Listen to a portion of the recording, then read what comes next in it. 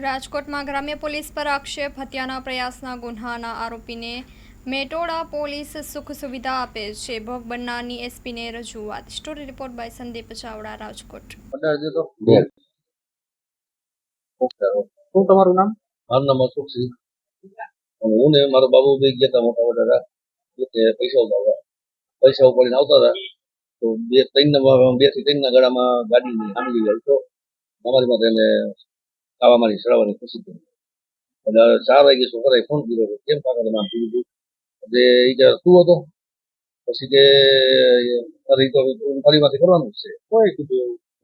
આરોપી એનું નામ છે કુમાર નામ છે, હાસુ નામ છે મને ખબર.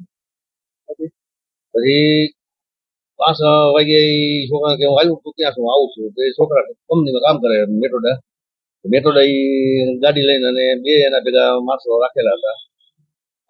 એને લઈને અને આવ્યો હતો. છોકરાને ખબર ન હોય, છોકરા કંપનીમાં બહાર નીકળ્યા અને સાંજે 7ના ગાડામાં ગાડી લઈને રોડે ચડ્યા કાલોડ રોડે. તો એની ગાડીની સાઈડ ઉભી હતી એને બોલાવી હતી. છોકરો પાસે વાતચીત કરતા હતા. એમાંથી અહીંયાથી એના 2 માણસો રાખેલા હતા એને ધાર્યા અને શરીર હુમલો મારા 2 છોકરા ઉપર. અત્યારે કેવી હાલત છે? 2 છોકરા ગોકુળ હોસ્પિટલમાં દાખલ છે અને એ આરોપીને પકડીને અને સાહેબોએ પૂરી દીધા. એમાં અમને સંતોષ છે. પણ એ છોકરા અત્યારે એ રીતે કાયદાવાળું કાંઈ રખડે આરોપી હતો. અમને એ જ છે કે એ છોકરાઓ આવું ગુનો કર્યો છે તો કેમ ભાઈ પકડી અને સાહેબે કેસે આરોપ કર્યો છે 307 કલમ લોકો મન રાખતા બહાર છોકરા ફરે લોકો બી બહાર બેઠા અને એને હાઈના સમયમાં એના બુટલેગર હોય એને મળવા આવે અને પૂરી સુવિધા મળે. આરોપી શું કામ ધંધો કરે? આરોપી દારૂના ધંધા કરે છે, આવા મારવાના ધંધા કરે. આની માટે અનેક ગુના થઈ ગયેલા એની માટે થઈ ગયા છે, એના બાપ પર થઈ ગયા છે અને હથિયારના ગુના છે એના બાપ ઉપર. અત્યારે તમે શું રજૂઆત કરવા આવ્યા? અત્યારે અમે એક જ કરવા આવ્યા છે કે એને મોટા વડાના પાટિયામાં એની હોટલ છે રાજ હોટલ, એની ઈ ધંધો કરે. રાજ હોટલ ખરાબામાં બનાવેલી અને સરકારને એટલું જ મારે કેવું છે કે તમે એની હોટલ તમે પડવી નાખો.